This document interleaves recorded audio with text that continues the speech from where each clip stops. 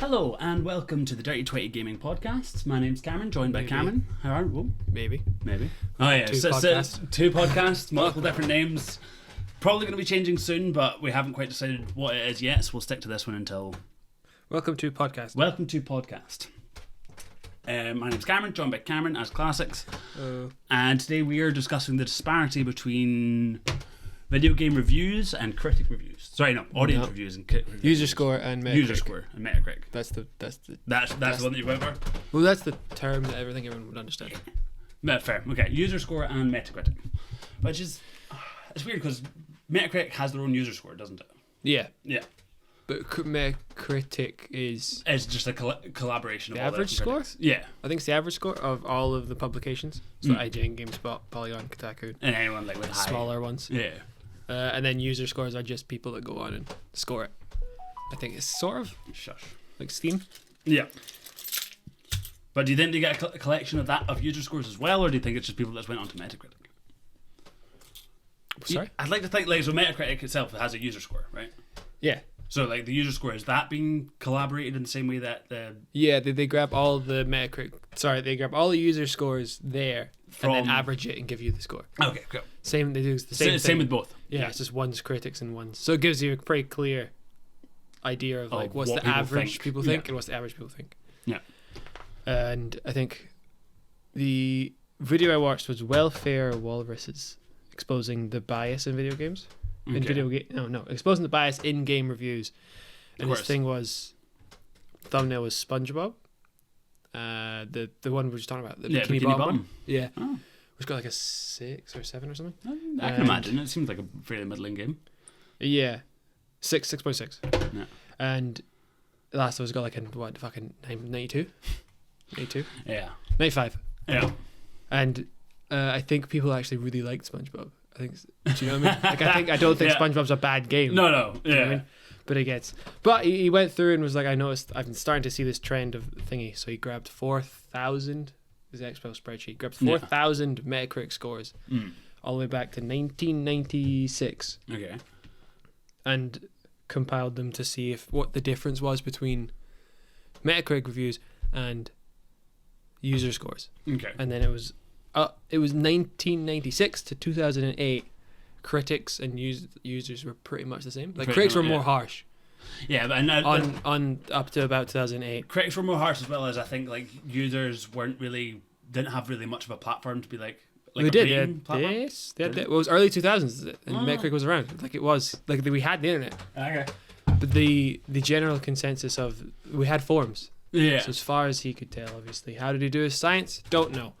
But what I do, he grabbed a spreadsheet and grabbed Metacritic. Yeah. And like, what were the user scores? The only thing that made me think the data might be slightly off is if you can go back and review a game. And review a game. Yeah. You know, because then people could. There must be tons of user scores. But I coming don't out imagine for it happens too much. Yeah. I don't imagine people go back and review a game from 2001 and be en like, masse "It's awful." and like and up it or down it. Yeah. It doesn't really. I think that last time that something like that happened was it when it was Assassin's Creed? I was thinking Sonic the Hedgehog 4 came out and so What, it was like the it was 2D a one? return to form, one of the first 2D ones in a while, and a lot of fans were like, we don't like the fact that we don't have an old school Sonic.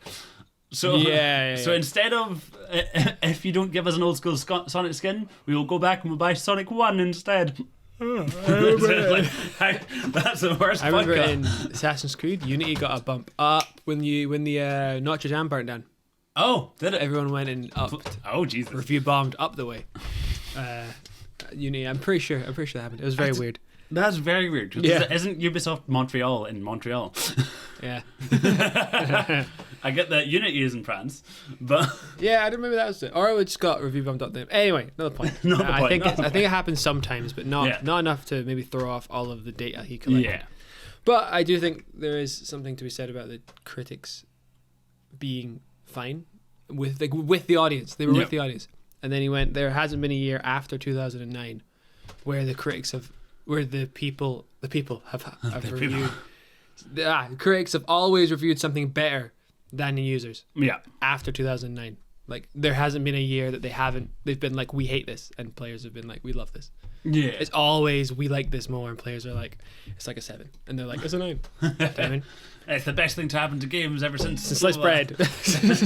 Yeah. And it's biggest in high budget games. Of course, it's biggest. Yeah. But then that's the bigger question. His theory was print media. So magazines died around about 2009. That was the complete death of them, and then we would make a transition to internet magazines like websites like GamesRadar, IGN, GameSpot. Yeah. So then so all of a sudden it changed. You couldn't review a game for ages. You had to get the review out immediately. Yeah. Like that's the internet. We want the game comes out, the review needs to come out. It needs to come out now. That's how you get more money, because that's how you get more clicks, that's how you get more reviews. Whereas print media, magazines, you had probably like a week or two before you could you could put the review out pretty slowly. What's my point? There's a point. That's why they started doing review copies and sending them early to. Welcome there now. So the review copies part. If you are less harsh on a game, you're more likely to get the a next review copy, which in turn leads exactly to money. Look at Yahtzee. He's been blacklisted from a lot of different. Yeah. A lot of people have, but Bethesda blacklists people. Yeah. From Fallouts and Skyrims and stuff. I don't know if I can think of anyone else. Doom, id Software. Oh, really? Yeah. You weren't allowed to review Doom Eternal. You're not allowed to release any information about Doom Eternal before the day it came out. Or no, it was Doom 2016. Right. Doom 2016 came out, and they're really? like, yeah, you're not allowed to release any information before this comes out. And I was like, but it's a great game. Yeah, but it's a good game. I want to. No. Here's the embargo, and I was like, I was gonna say. I was like, why? It's a good game. I think they were worried it wasn't. I have a funny. Yeah, maybe. I had a funny IGN weird thing. Just as notes. Assassin's Creed Odyssey got a 9.2. Halo 4 got a 9.8. No. And Doom got a 7.1. Which just doesn't make any fucking sense. No, not at all. Doesn't make any fucking sense. Because silly. But yeah, I do think there's a video by Ranton where he said video game reviewers are corrupt. That's basically the video. Sorry, it's a very clickbaity video. Of course, yeah, you've got to. But I think there is a really strong point to be made about that, where they're like, if you give the review, give it 2 points up than you would. Yeah. Like if Assassin's Creed is a 7, which I think give it a 9. Give it an 8 or a 9, and then if Halo is a 7, give it an 8.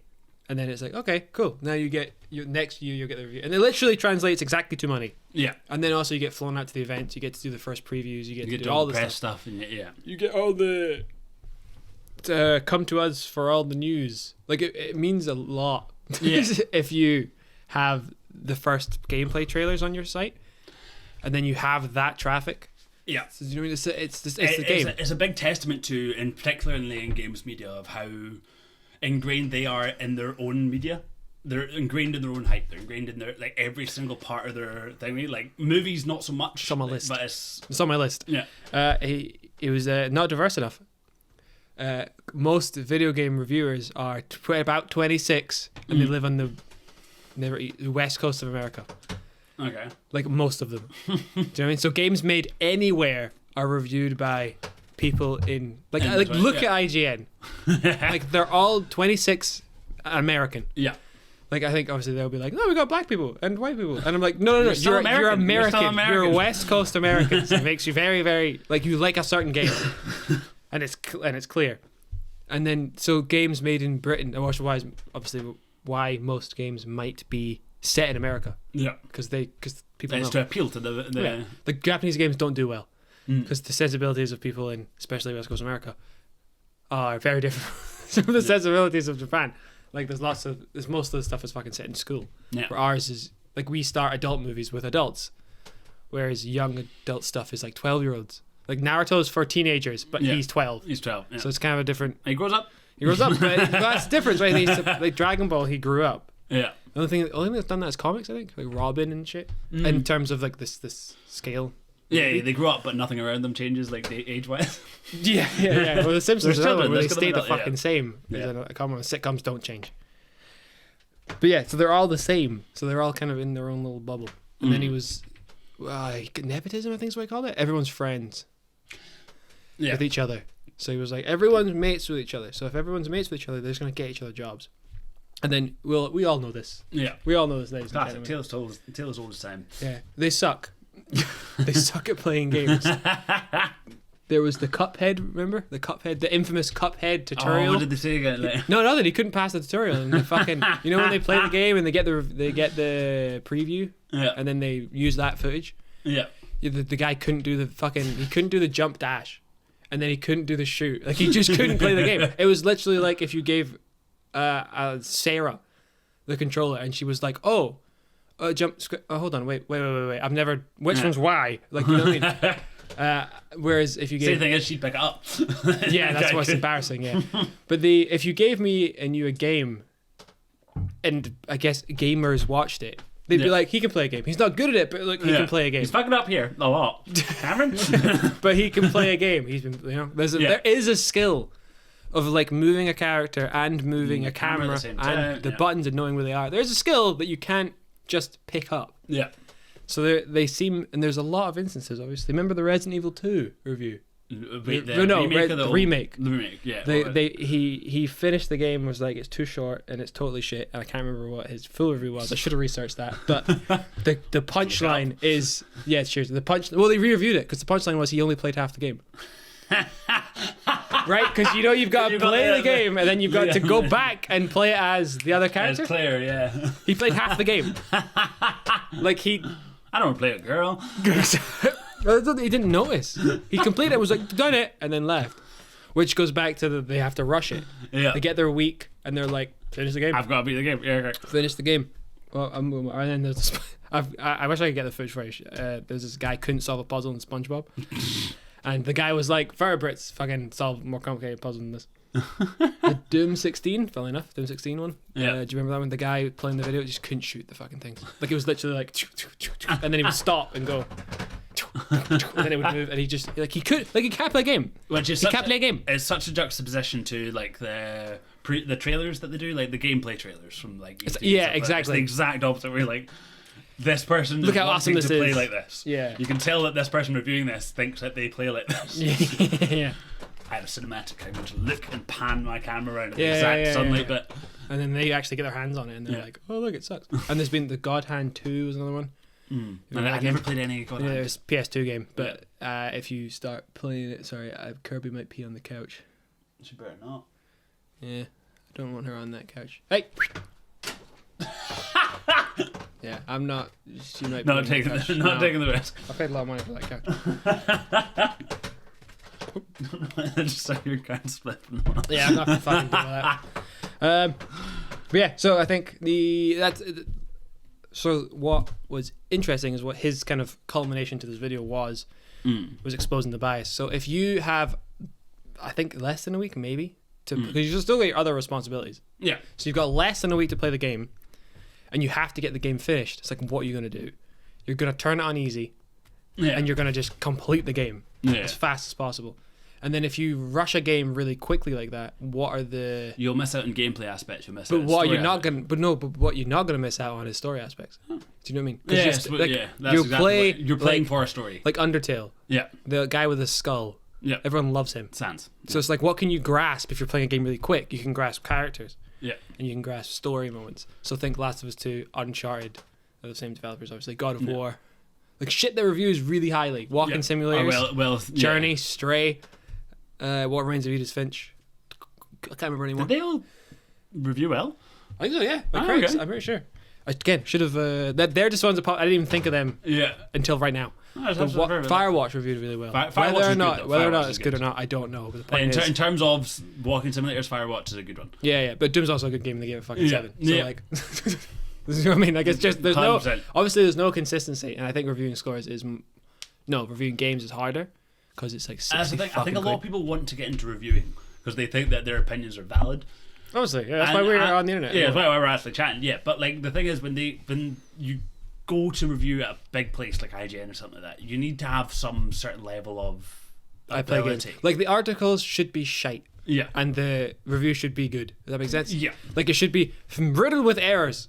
in terms of article, like in journalism, it should be terrible, but it should be like, yo, but the game is good. But the game is good. And trust, like, it's good because I know what I'm doing. Yeah. But it seems like the other way around. Yeah. It seems like they're very good at journalism and very good at articles. Well, that's the thing. I don't think they're very good at journalism. Like they're better than journalism than they are playing games. In terms of the German journalism, if they're allowing themselves to be bought over, to be won, to be... Well, yeah, I guess that's bad. Like the exact but I'm talking about German headlines and game clicks. Oh, yeah, headlines and game clicks. Because obviously they're like, this game is sexist and shit like that.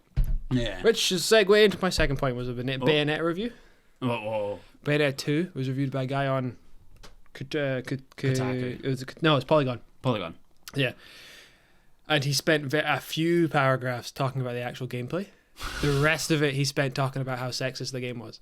Oh god. You know what I mean? And then the actual history of the game is, where is it? I want to get the names right. There it is. I'm not sorry about the pronunciation because I'm from Scotland. So the creator is Hideki Kimikai, which is a dude that likes boobs and fighting, right? Okay. So he hired a designer called Mari Shimasakai to draw Bayonetta hot and sexy. So like he wanted a game. Cool. Yeah. He wanted a game where the woman was hot. He loves women. He loves their features. He loves the way they look, and he wanted that in a game. And then he also loves action. So he hired a girl and hired his team, and then he got what he got. Yeah. So I'm like, this is exactly what he was going for. So then this guy gets the game, and it's like, it's sexist, gross pandering, and it's totally unnecessary. And I'm like, but it can't be. That's exactly what he was doing. That's exactly what he wanted. Like, and then you've seen Bayonetta 2's cover art. Yeah. It's like, what did you fucking think you were playing when you jumped into this game? And this is where I went back to, they're all West Coast Americans. Like, all of them live there, and it's like a little echo chamber. Probably in San Francisco. Like, Bayonetta is an icon in the LGBT community as well. Like, it's a confusing space. It's brilliant because they're like, no, we accept that. She's a badass, she's a boss-ass bitch, and she's everything that... Yeah, there has been, whatever you call it. People, I mean, this is a very famously shit article that people still... Yeah. They're like, no, this is... Everyone thinks it's got nothing to do with objectification. Well, it's got everything to do with objectification, actually. But that was the point of the game. But she's also a badass. Like, I don't get it. This is just conclusion. When Platinum Games it's really, really on. And Bayonetta 2 is in almost any respect that counts a better game than the first. I wouldn't have said that way. Whose mechanics were already so he also thinks it's better than the first game. Yeah. But then he doxed points from it for being sexist. Yeah. But again, that's what he was going for. And also, I don't understand why it's sexist if the woman is hot. Do you know what I mean? Like overtly hot. Like with her clothes coming off and she makes a big fist and then it covers her again. Like, how is that inherently sexist? Like the allure isn't just that she's hot. There's also the fact that the game was good. Yeah. Do you get what I mean? Like, it wasn't just her, it was the whole thing. I think obviously that guy's got a very tailless vision of sexism. Because I found it the opposite. I found it like empowering. I was like, no, I mean, that's why I found his take the opposite of what he thought it was. Yeah. Where he was like, this is this. And I'm like, I kind of feel like you're being sexist. You're like, well, they can't be naked. Yeah, no, he's projecting his like, you can't show women's bodies. I'm like, what do you mean? Yes, you can. It's a free country. But anyway, land of the free, goddammit. What the fuck's going on? So he gives the game's good. But every time I'd feel on a roll enjoying my time with Bayonetta 2 immensely, I'd be broken out of it by another cheap shot of tits and ass. Again, also, I'm pretty sure this dude's straight. Yeah. Which is also very weird. Because I'm like, why? Why are you upset? Like, it doesn't make any sense. Do you think he was playing on the couch with his girlfriend? His girlfriend's like, well, that's a birthday section. He's like, you're right. You're right, honey. It's horrible. Because, I don't get it. Like, I wouldn't be taken out by a shot of tits. I'd be like a bonus. Like, quite literally. I would be wrecking a flock of angelic or demonic enemies, sliding in and out of which time almost at will, and then the special weapon I had picked up by a literal stripper pole for Bayonetta to dance on because I guess. And I'm like, yeah, that's not a problem. That's cool. What are you talking about? I won't guess why the blatant over sexualization is still there, but more intensely than before. Often more intensely than before, but it causes an otherwise great game to require much bigger mental compromise to enjoy. And I'm like, what do you mean? 7.5. So how do you know? Not how do you know? Sorry. What? How do you? I don't get it. It's like I'm watching a game with a hot woman. I played it. Yeah. And then she did hot shit, and I was like, woo. I think it's not a real woman. Yeah. It's a video game lady, but it's still, I like the curves and stuff. Like the guy made the game. He was like, I like curves. Like he literally was just like, I like women. I think women look good. I want women with a game. One, please. One, please. And then all the bits are like, she's on a stripper pole and you get some tits and ass. And then men are complaining. You know what I mean? This seems a bit strange to me. But, like I said, West Coast dude over here that has his politics. They have their weird politics in America, right? Yeah.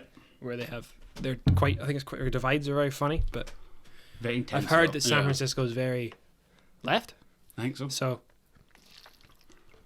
that's his thing. By the way, I found that review fucking hilarious. And it's a thing made by a guy who likes boobs and action, is what my notes was.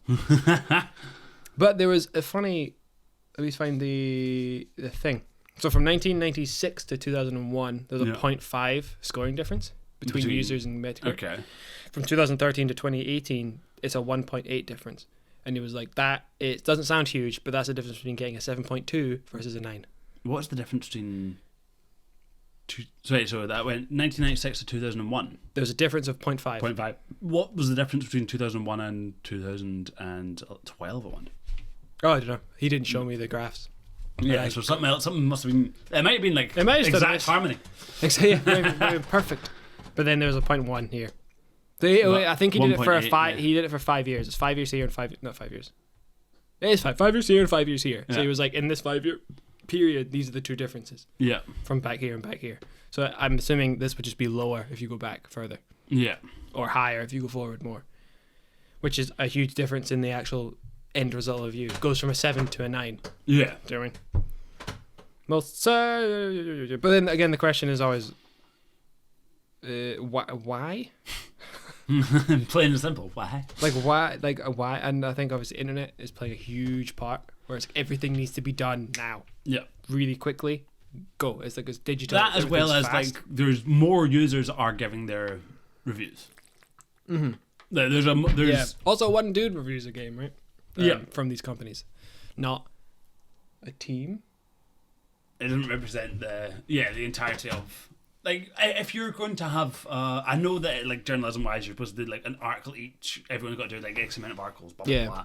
I think if you're going to be a video game review company, have 4 to 5 people review one game, and that's what I was thinking. Yeah, and then just add your scores together to like make an anomaly. Like, and this person like this person, this was their pro, this was their con, this was their pro, this was their con. Yeah, which is the rise of YouTubers. Yeah, because like it's not technically the same company, but if you had Naked JK, the Act Man, Jim Sterling, Yahtzee, like that's 4 people. You could go watch 4 people's reviews on a game, and then usually if you watch all of them consistently, you'll understand what this guy kind of likes. Most of those guys don't. Most of those folk, they don't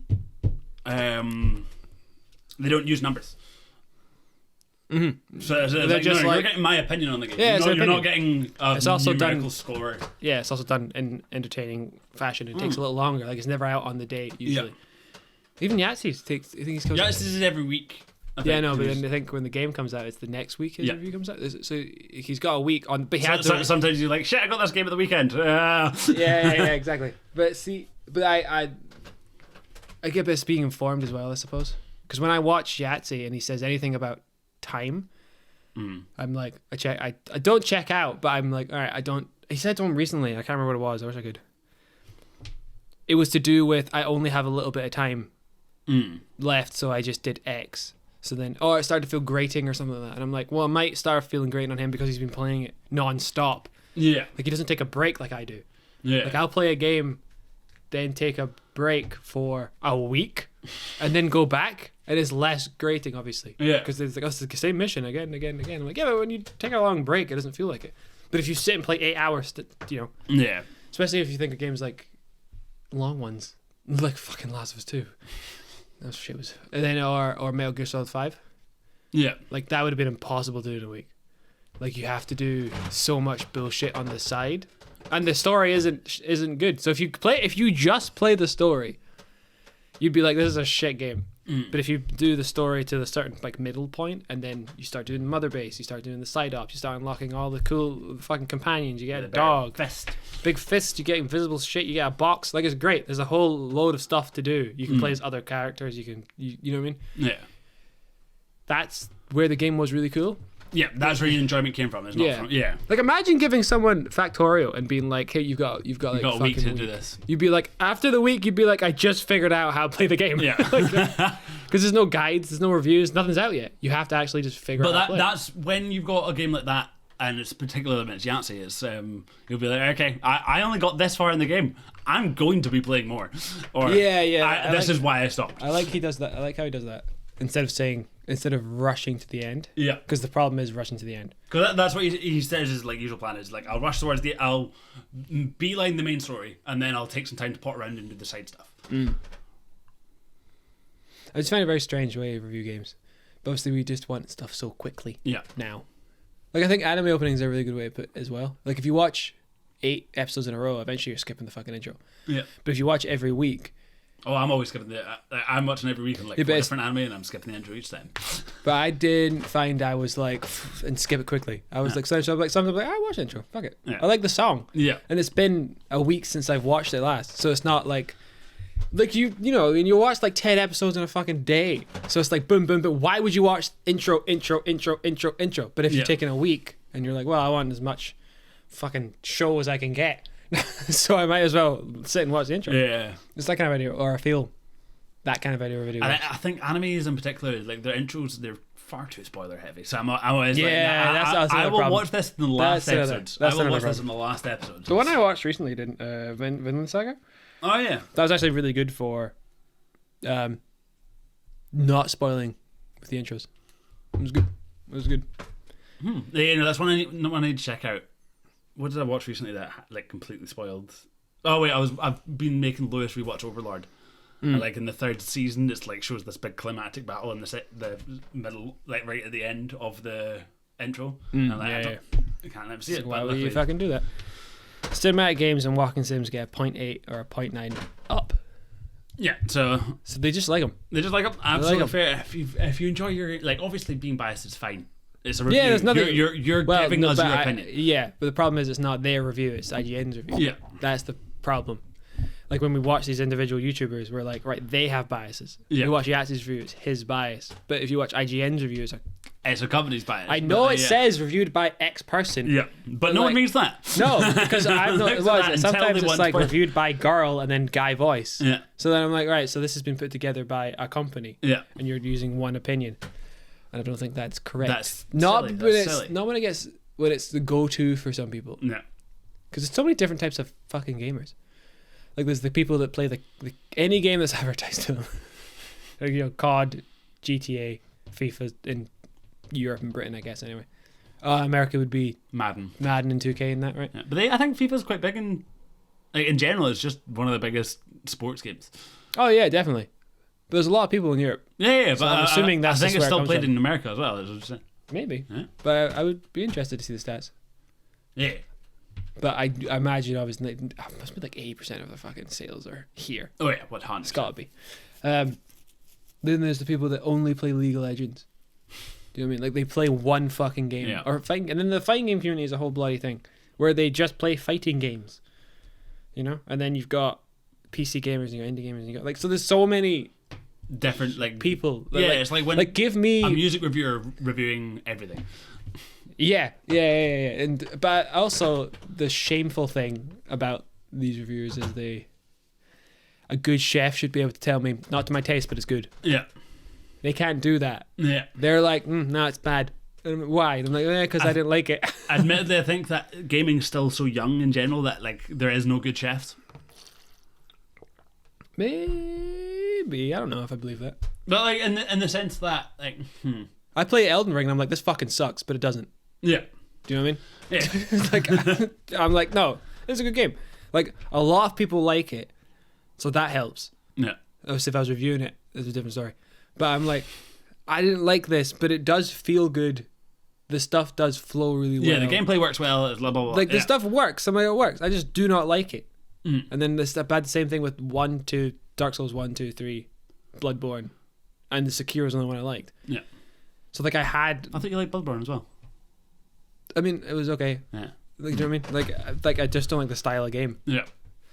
But that doesn't make me go, oh, they're shit games. And they're or they're overrated or whatever. Oh, 100%. Do you know what I mean?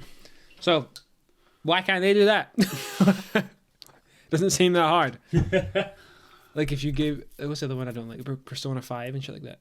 Like those kind of games. Like You've not tried Persona 5 though. It's a different kettle of fish. But no, JRPGs. JRPGs. Like I do not like JRPGs. I've tried them 3 times I think, and I was just like, like I like twitchy combat. Yeah. And turn-based is not your cup of tea, really. No, not really. Like you like the occasional bit of like XCOM. I like the XCOM, yeah, but I prefer real-time strategy over turn-based. Do you know what I mean? And then I don't like this fucking Final Fantasy 7 shit where they got like stand and they like press the Pokemon. Like I don't like Pokemon. I just find it boring. Like but boring is a terrible word to use when you're critiquing something. Yeah, because someone might not find it boring. It's just a very like, oh, it's boring. It's languid. Yeah, some people find classical music boring or reading books boring, but it doesn't mean that books are bad. Do you know what I mean? So what was my point? Yeah, I think you're right. We need more people reviewing one thing, just in case one of them has just got a heavy bias against it. Yeah, basically. But yeah, no, that's what I mean. In particular about games, I feel like it's still a new science that. Oh, that's what your point was. Yeah, are they bad at it? It's It's like even if they're bad at it, like you can recognize it's still technically a game. Blah blah blah. Yeah, because there's also that. There's also like, does it run? Yeah. Like, is it glitchy? This is a very base level thing, though. Is it doing what I want? Is it doing what it wants to? But if you don't know what the game people want it to do, well, hence the Resident Evil 2 review, where it's like, is it doing what it's doing well? And the guy didn't even know what it was supposed to be doing. Yeah, which is a very Japanese way of making a game. But like that happened in Resident Evil 2, the original. No, I know, but that's, and so that's right there on the main screen. It says play as Leon, play as Claire. Like stupid people. It's not. But that's what made me. But that's very like, if you complete the game, why would you think you need to play the game again? Yeah. Like if you like, you know what I mean? Like the Japanese kind of way of the design stuff is but different. You look at Nier Automata. Automata. Yeah. Nier Automata. Automata, I think. No idea. Automata. Either or. That has you beat the game like 6 different times to get the true ending. True ending, and then you do a whole. There's so many different endings. They say endings. It's just chapters. Play the game a bunch, yeah. But the Japanese have a much more creative, fucking take on video games sometimes. Yeah, 100%. Like with stuff like that. It's not they're so much more immersed in their gameplay. It's not like a movie. Yeah. Where it goes boom and boom, and then you end it. They're like, play again and play this way, play it sideways, and then fucking and then talk to these people a bunch. They'll experiment, as a better word. They'll experiment more with the medium, and so will people in the indie game sphere. Whereas the AAA sphere, especially in the American and European, just straight up don't. They straight up are just like, here's the thing. This is the way to make money is to make a book into a game. Yeah, move into a game, bring into a game. The Last of Us 2 minutes of the 8-minute talk was about the gameplay. So it was an 8-minute review, 2 minutes of it talk. 90% of that game is playing the game. Yeah. They talked about that for 2 minutes. Jeez, and the 6 minutes was all story. Do you get what I mean? Where I'm like, they like their story. But and they shouldn't have. It was shit. But it was terrible game. But the actual gameplay wasn't great either. Have you seen all the memes about like the second season of Last of Us? Like, don't make it the same, don't make it the same. Like the first season, they're like, they made it the same. First season, we're like, for the first season, stick to the source material, and the second season, do not stick to the source material, and that's which is really strange. Didn't the creator, he tweeted out recently, like, I don't care what people think about the second game. I think that means you care. I think that means you care. No one spoke to you about it for ages. Yeah. I also don't believe he doesn't care. Oh yeah. He's an artist. Huh? He's an artist. Yeah. Like, fuck off. Like, you're a human. You put something out into the world. I'm supposed to hate my stuff 5 years down the line, not everyone else hating it now. Not you right now. Yeah, no, he's got to be lying. What's his name again? I have no idea. Neil something. Blomkamp. No. That's a different guy. No. Gaiman? No, that's a writer. Druckmann. Neil Druckmann. No, Druckmann. Neil Druckmann. Because everyone was calling him Neil Cuckman for a while. But no, I don't believe he doesn't care about the game's reception at all. Because that's silly. I watched a review with it's difficult with it because the voice actors went on and were like, the game's amazing, and it's like, it's so. Of course, you're going to say that. You're paid to be in the game. Paid to be in the fucking game. I'll probably a lot of money. Yeah. And then they start crying and talking about how good the game is, and I was like, this is very American. Yeah. This is a very American way to like talk about a game and be in a game and shit. I just don't think we have that in other parts of the country. Yeah. Sorry, not the country. Other parts of the world. Hell, that's the thing. Even the country is very different. Yeah. I think the fighting game community is apparently in Austin, Texas. Yeah. Which I think the politics are obviously very different in Texas. Which I don't know if that's true or false. I believe it's a red state. Which was the other one? Right? Okay, they're the correct state. Good to know. Yeah, but I don't believe him at all when he's like, I don't care what people think about season 2. Or sorry, the second game. I'm like, that's not art. That's not an artist. That's not an artist speaking. That's a PR person speaking. Yeah. Because you care. Like if I made something and 50% of people fucking hated it, you'd be like, shit. You sat there in the front of the computer, just this huge like thing, like, I hate you. You said this, and PR guy comes in like, no, Neil, no. Yeah. Like if you make a piece of art and 50% of people like it and 50% of people don't like it, how do you know if it's good or bad? Well, I admittedly, if I invented a piece of art that had such a divisive view, I would love that. Like the fact that 50% of people love it and 50%, like literally right down the middle. Yeah, you have created something that divisive as an artist. That's impressive. That's amazing. Not when you think it's good. Not when you're like, no, it's good. It's amazing. Yeah, 50% of people are agreeing with you. Yeah, but 50%. Yeah, but usually it's not that. Yeah. No, if I make a YouTube video and it's like 90% of people agree, 90% of people agree, 90% of people agree, and then 50% of people agree. It's like, obviously it's worse, but is the thing itself good or bad? Do you know what I mean? Like I think it transcends good or bad. It's like I don't know. I think you're right in that middle bit where you're like, I have no idea what if I created was good or bad. Exactly. Like just in terms of the risk, because when you create a thing and then give it to the people, it's no longer in your hands whether it's good. It's the consensus. Yeah. Is someone attractive or not? Like people have to be around to go yes or no. If you just put a hot person in the middle of nowhere, like it doesn't work. Right, so a person is in the middle of the forest. If they fall over, does anyone rate them? Like, no. But art's kind of similar. Like you've put it out, and now everyone judges it, and then you get back exactly like 50% people hate it. 50 is insane though. That's it's about I think inconceivable. It's about 50, because even the Metacritic score on that's wild. I think it's like a 3 for users and like 95 for. Metacritic critics, and I'm like, people gave that game a 10 that shouldn't have, and people gave that game a 0 which they shouldn't have. Yeah. So I think it evens out to about 50-50. Yeah. It's about people. Some people hate it, some people fucking liked it, and it's weird. It's weird that they like it because, and also it's one of those situations where people can't understand the other side. Yeah. Where people are like, no, you're wrong. but no, I like no, you're wrong. It's bad. Yeah. Because I did have a conversation with someone that liked it. And I was just like, everything they liked, I was like, it didn't make any fucking sense. Oh no. Alright, well, our camera just died. How long you got left in it? How long we got left in it? Let's see the timer. 11 minutes. So call it. Call it? I'll just call it. Well, thank you very much, folks. Thank you very much for listening. Our camera died. But we only have 10 minutes left on a standard episode, so. Yeah. That was our take. What's your take? The take is journalism's... Journalism's wrong, but like, tell us how you think journalism's wrong. The take is video game journalists suck at video games, and The Last of Us 2 was fucking terrible. You heard it here first, folks. Thank you. Bye.